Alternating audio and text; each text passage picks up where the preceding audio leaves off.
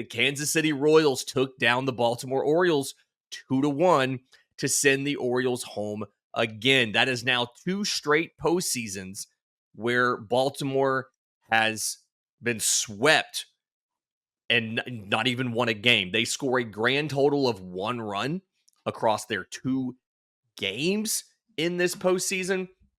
And the story here was the top of the order. Michael Massey leads off 2 for 4. He scores a run. Bobby Witt goes 2 for 5. He drove one of those runs in. Vinny Pasquantino batting third. He goes 2 for 4. He drives the other run in. And the pitching for Baltimore just didn't necessarily hold up like they expected. Zach Eflin gives you 4 innings, puts 5 men on, 4 hits and a walk, allows a run to score, strikes out only 3. And then Ciano Perez in the bullpen takes the loss, allowing 2 hits and a run in the 6th inning while only recording 1 out. Baltimore finishes with only 6 hits. Baltimore, again, 1 run across the 2 games. Before we get into Kansas City in the next round and what they did, how significant is the shakeup going to be, you think, for Baltimore this offseason? Because it's now 2 seasons of getting into the postseason easily, division title, number 1 wild card, and then significantly underperforming when you get there. Yeah, I think that there's going to be some shakeup, but I don't think it's going to be as drastic as some people are expecting. I think we'll still see Brandon Hyde back. I think we'll still see, basically everybody you can think of back. I think what we're going to see, Lindsay, and I hope this is the case because we've been kind of asking for this as baseball fans for the last 2 years.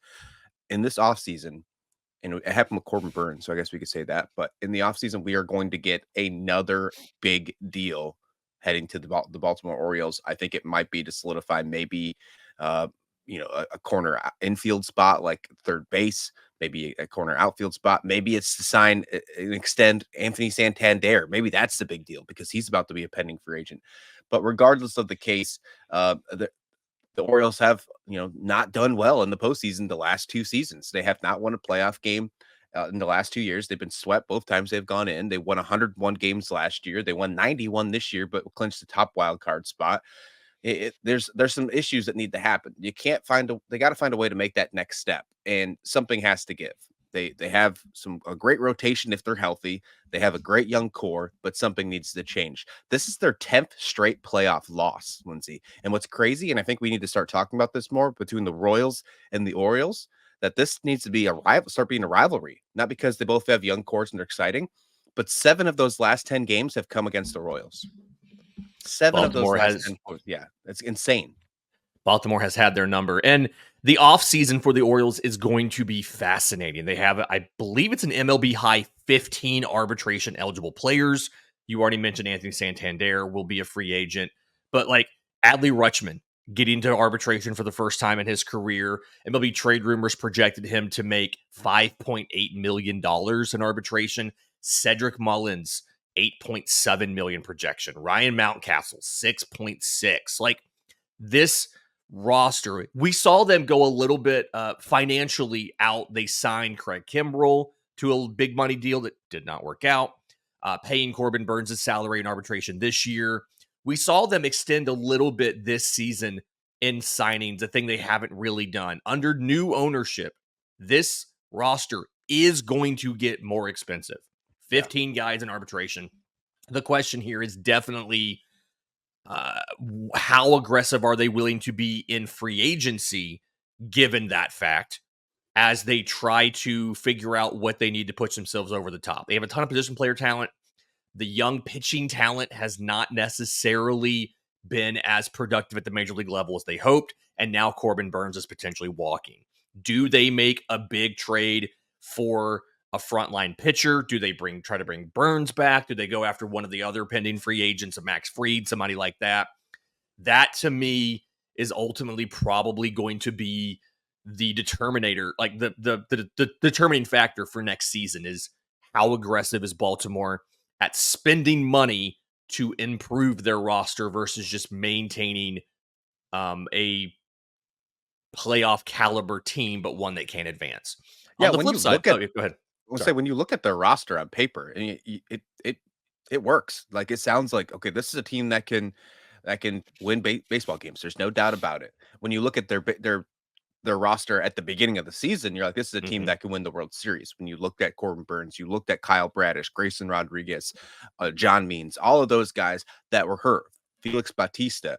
That's a huge loss that we don't really talk about because Mhm. he's a reliever, but he was a huge asset to that 101 win team in 2023. Getting those guys back, getting Grayson Rodriguez back, getting Felix Bautista back, Kyle Bradish, all those, and then adding a number one starter again, whether it's bringing back Burns or going after somebody else, trade or free agency. Garrett Crochet, maybe.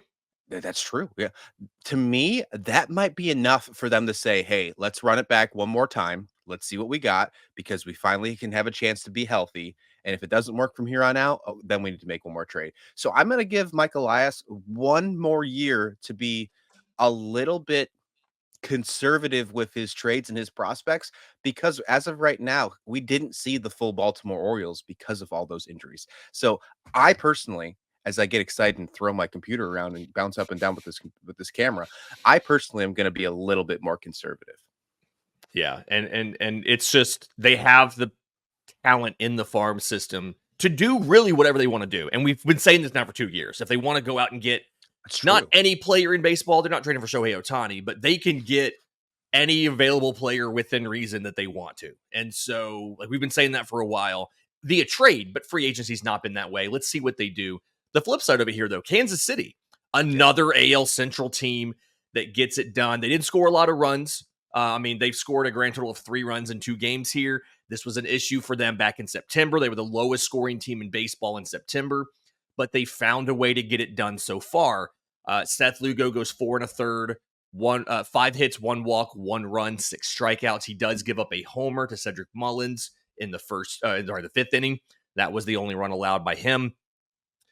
Can they continue to win in these incredibly close games where they essentially have to be perfect in every respect? The bullpen goes 4 and 2/3 innings, 1 hit, 1 walk, 6 strikeouts. They are moving on to face the New York Yankees. Is this blueprint, this low scoring, squeak out a clutch run and use a shutdown bullpen, is this sustainable against New York, or are they destined to lose this series because of it? Yeah, their offense is going to have to step up. There's no doubt about it. But if it becomes low scoring games, which is possible it does, I have faith in this Kansas City Royals bullpen and this pitching staff as well. And they only had to use Reagans and Lugo. You still have guys waiting in the wings that can be ready to go and fresh on Saturday against the Yankees. Can we talk about Lucas Erceg for a minute? Because I think that he might be, and if there might be maybe one player above him, but I think he was the best trade at the deadline for any team. What he has done for this Royals team, he has solidified the back of that bullpen. He has a 2.88 ERA and 11 saves since going over to the Kansas City Royals. He's been incredible, and what he's done in the wild card round so far, his play in both game 1 and game 2 have been just lights out. So I have to give a shout out there.